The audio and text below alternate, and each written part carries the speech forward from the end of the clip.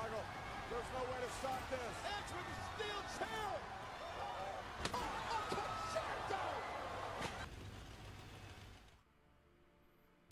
Hey, what's up guys? Back with another game here today. And this time it is just one game, so just a quick video. But today we're going to be showcasing the start of my grind, well, the start quote unquote of my grind towards the quantified tier 10 Swedish heavy tank. And this video is the Emil 1. The reason I'm not showing videos is because I did play the tier 6 and the tier 7 and grinded through them the entire way. It's just because, one, the tier 6 is very good. Just put that out there. I really enjoyed the tier 6, even though I didn't have like any perks on it the entire grind. And if you're looking for a good tier 6 tank, I don't know why it's kind of weird, but especially a medium tank, I'd highly recommend it, especially the 15 degrees of gun depression. Just a quick review. The Leo at tier 7, I did not care for one bit at all. I thought both guns were kind of trash, I'll be completely honest. Unless you're willing to fire all APCR at the little gun with the high rate of fire and quick aim time, maybe it's alright. But honestly, I just felt like I was playing a very bad version of the Comet the entire time. My opinion. Maybe other people's experience with it is different. But I didn't care for the tank at all, and I used up a lot of my 5 times XP boost that I had left so I could get through it as quick as possible. And this tank, I've been enjoying a good amount actually. It's the first one that really matches the playstyle of the tier 10, basically, with the good turret armor. That's basically impenetrable at tier 10. This one, against tier 8s, you're pretty safe, and most tier 9s are pretty safe. You really don't want to start taking shots from tier 10s, because they will either just pen you with standard rounds, they're tank destroyers, possibly, or they'll just load the heat or APCR and go right through you most of the times. So don't expect it to bounce a lot in tier 10 games. Again, that's not that surprising, it's tier 8. But in games like this where it's only tier 8s and we're going to be able to go haul down on top of the mountain off the hill without hopefully getting already, that's the main goal here. I was kind of worried about because they have a GW Tiger, which is basically a tier 10. It's totally fair. Another disclaimer a little bit is this was actually my first game in the tank with fully upgraded and all that.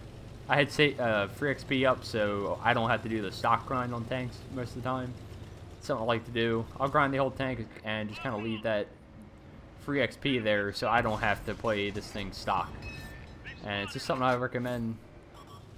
Granted, it's always tempting just to skip right up to the tank, but then you end up with a tank that's not fully upgraded and you may struggle heavily with it.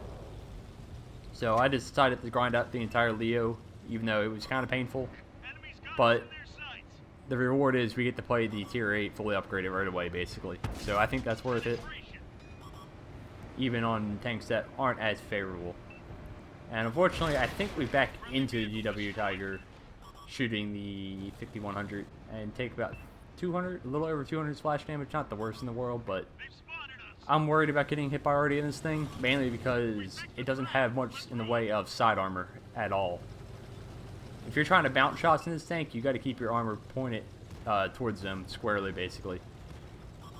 And here you see I'm starting to get kind of a little bit cold feet because they're pushing really hard. We don't have that many tanks left on the hill, so I'm just starting to get a little worried. And at this point, I'm just trying to stay hull down, keep my turret facing towards the enemy. Another thing is, if you have this turret and you end up turning it just a little bit, it's not the hardest thing to pen. But again, the armor like on the sides is only 20 millimeters, I think. So it's not much, and it'll end really badly for you if you end up exposing that to the enemy team. And something else to keep in mind with this thing is, while it's got heavy turret armor in the front, it does not have anything else on the sides or rear. So this thing does not weigh anything. So if you get like an E50 or something like that coming at you, you're going to have a really bad day. Just a word of warning. At this point, you see it's only me and the IS-3 left. And this is kind of controversial, but he's kind of tracked there. So I'm going to take cover behind this IS-3 and just try to keep myself in the game I'm pretty sure he's going to die soon anyways, unfortunately.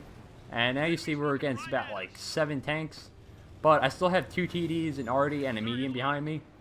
And there's really no point for me to try to run away at this point, because I'm just going to expose myself, and then we're going to lose the hill for sure. So luckily, the only reason this is kind of possible is because our team came around the other side, and they were able to kill the arty. Otherwise, me doing this would not be very safe at all. And you see, I'm just trying to keep an eye on all their guns to see who's looking for shots, and I'm keeping my armor pointed that way.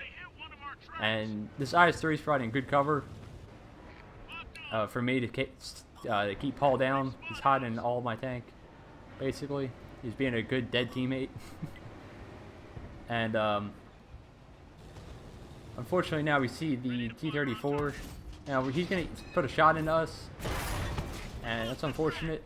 But we're going to be able to track him, and that shot's going to be important because at least it keeps him in place for a second, and that just slows his retreat down just enough to where he gets hit by our arty, and then our Scorpion G has enough time to reload and take him out. He was really the biggest threat, I think, at that point, because he could just go haul down, and he would basically butter us. Now, you could argue also, I mean, I'm definitely going to say that they could have just charged me at this point and probably won the game, and we would have been safe. Another thing that's fortunate, our team is actually kind of capping. So I think a few of the tanks, I think it's the T-69 and the 4202P, left and went back to defend the base at this point.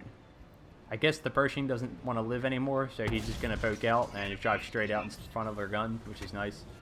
Always appreciate the easy damage. But you see, we're just using this tank to its strengths. We know I know I've got good turret armor. And at this point, the arty takes out the IS-5, so I know I don't have any tanks to my right now. So I'm able to use the turret, use the gun depression and the turret armor, and I'm just going to be able to poke, and these guys are never going to pen me from this angle, as you see. Fortunately, I bounced one, and at this point, I try to take out the... No, wait. I'm able to take out the VK. I was looking for a shot on the IS-3, because really that's the tank I'd be more worried about. It's an IS-3. It's Soviet Russia.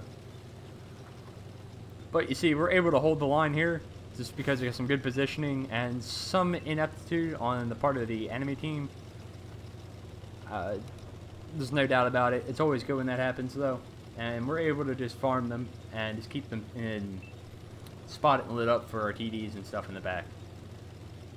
Which is good, a good call. I was always kind of wondering this whole game, like, should I really be doing this? They're definitely going to rush me at some point, but luckily they're not. And even if I had retreated, I would have got shot in the side, and it wouldn't have mattered, and I would have died. So it was better there to just kind of stand my ground, and we were able to play a key part in that game. If we hadn't done that, we definitely would have lost, I mean, just easily. So hopefully you'll probably be seeing some more games in this tank. I'm really enjoying it. So far, the only bad thing, the aim time's kind of crap, but I can talk more about it if I have some more games. And until next time, I will see you all later. Peace out.